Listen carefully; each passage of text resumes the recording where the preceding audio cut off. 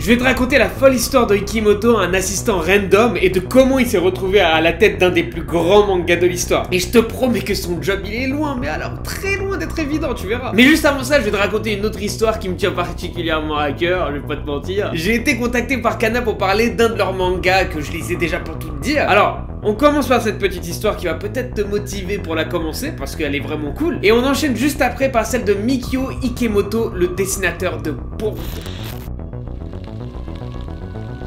Imagine-toi enfant, t'es à bord d'un véhicule avec toute ta famille, t'es insouciant. Et le plus gros problème de ta vie, c'est de savoir si ta console de jeu a assez de batterie pour que tu puisses continuer à jouer. Bah ouais, parce que tu passes un bon moment bien calé au chaud sur le siège arrière en train de jouer avec ton petit frère et...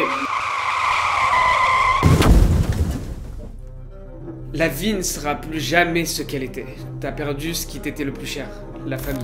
La vie te l'a arraché d'une seconde à l'autre sans te prévenir et depuis tu agonises. Alors, tu as choisi le silence et le vide comme meilleur allié. Et quand bien même les gens autour de toi ne comprennent pas ça, bah au fond tu te dis pour te rassurer, quoi de plus logique de n'adresser la parole à qui que ce soit puisque la parole est le premier pas vers l'attachement. Ce même attachement que la vie risquerait à nouveau de te voler et qui t'emmènerait une fois de plus vers une effroyable souffrance émotionnelle. Mais comme la vie est faite de surprises et de paradoxes, il y a cette fille, cette voisine, une beauté sans pareil qui, le jour d'après, t'a promis d'être l'épaule sur laquelle tu pourrais te reposer. Un doux moment de répit dans ta vie. Cette épaule était si confortable que tu ne te serais jamais dit qu'elle appartenait à la chef d'une redoutable famille de tueurs sanguinaires, dont le membre le plus féroce ne rêve que d'une chose, te tirer une balle dans la tête pour surprotéger sa chef et sa petite sœur chérie. En tout bien tout honneur évidemment parce que ce fou le fait avec le sourire et l'amour du meurtre. Le problème c'est qu'à la seconde où tu l'as réalisé, la seule alternative pour te sauver toi ainsi que Mutsumi, cette belle fille, bah la seule solution c'était le mariage.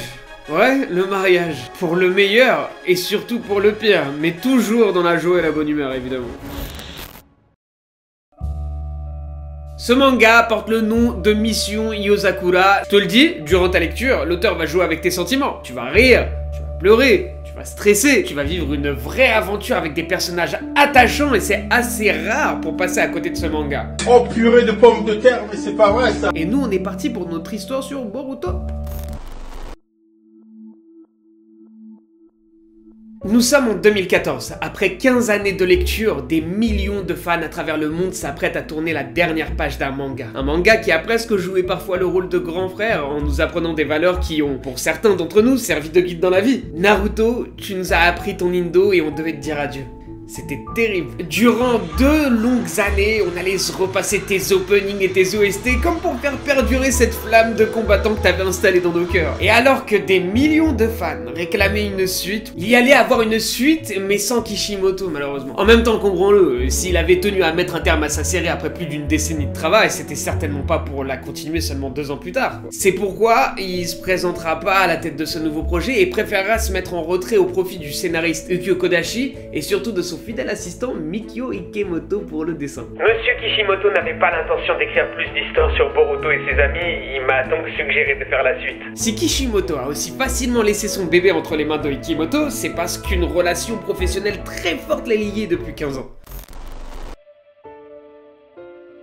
Nous sommes en 1999, ça fait 1 an que la France a gagné la Coupe du Monde et c'est sur ce 7e chapitre de Naruto que Mikio va faire ses grands débuts en tant qu'assistant de Kishimoto. Il était admiratif de Masashi Kishimoto et il avait la ferme intention de lui montrer qu'un jour, il deviendrait un de ses concurrents les plus féroces de le manga game. On y croit mon pote. Et Masashi ne pouvait douter de ça tant il voyait le travail abattu par Ikemoto. Il savait tout faire ce gars. Il s'occupait des décors et même des personnages. Un assistant dessinant des personnages pour un mangaka, c'est hyper rare. Donc, je te laisse imaginer la grosse dose de confiance qu'avait Kishimoto pour Ikemoto. Lorsque j'étais assistant pour la série Naruto, Monsieur Kishimoto m'a demandé de créer des dessins pour certains personnages. Je pense donc avoir suffisamment d'entraînement et d'expérience pour concevoir de nouveaux personnages pour la série. C'est ainsi qu'en 2016, 2 ans après la fin de Naruto, Kishimoto n'allait pas affronter Ikemoto comme celui-ci en rêvait, mais allait coopérer avec lui pour faire naître l'une des suites les plus attendues de l'histoire du manga. Boruto, la suite de Naruto.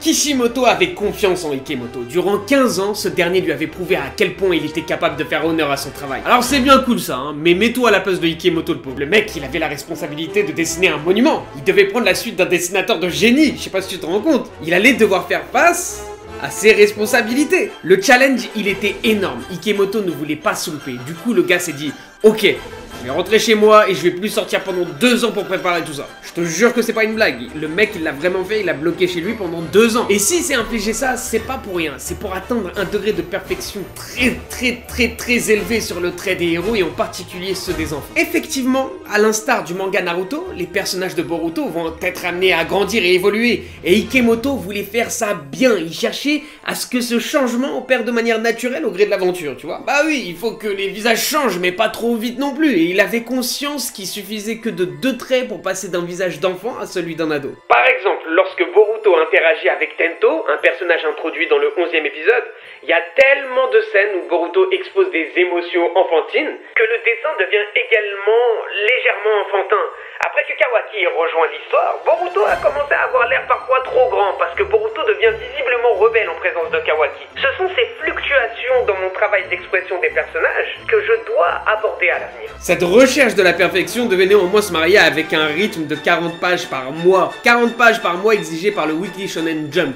Mais t'inquiète, les éditeurs ils vont pas le laisser dans la merde parce qu'ils vont faire intervenir 3 dessinateurs, ou 3 assistants plutôt, qui vont intervenir 3 jours par semaine pour l'aider. Et je te dis, hein, heureusement qu'ils étaient là les gars, hein, parce que je t'explique les bails comment ça se passe. Ikemoto il crayonne en speed les décors, et les assistants eux, ils redessinent derrière lui au propre pour lui faire gagner du temps pendant que lui se charge des personnages et de l'ancrage. Ah les gars ils sont rodés à cette mécanique parce que c'était une mécanique à laquelle il s'adonnait déjà sur Naruto. Alors t'imagines bien que ça lui a filé des sacrés coups de main, hein, mais il y a des fois où c'était pas suffisant et dans ces cas-là, bah vu que l'atelier est au domicile de Ikemoto, bah toute la team dormait à la maison pour continuer à bosser. Et quand c'est vraiment la merde et que c'est grave le stress, Ikemoto il a une ultime ressource. C'est 2 chats. C'est pas une blague hein, ça lui permet de se sentir apaisé quand il les admire. Ah ça fait du bien de mater ses boules de poils. En plus ils esquivent même ses planches, cette bande de... Tout ce travail basé sur l'exigence et l'effort va porter ses fruits grâce à lui et au scénariste évidemment. Boruto va devenir l'une des meilleures suites de l'histoire du manga. Et si t'es pas d'accord avec moi, tu peux m'insulter dans les commentaires du moment que tu sors des arguments. On fait comme ça?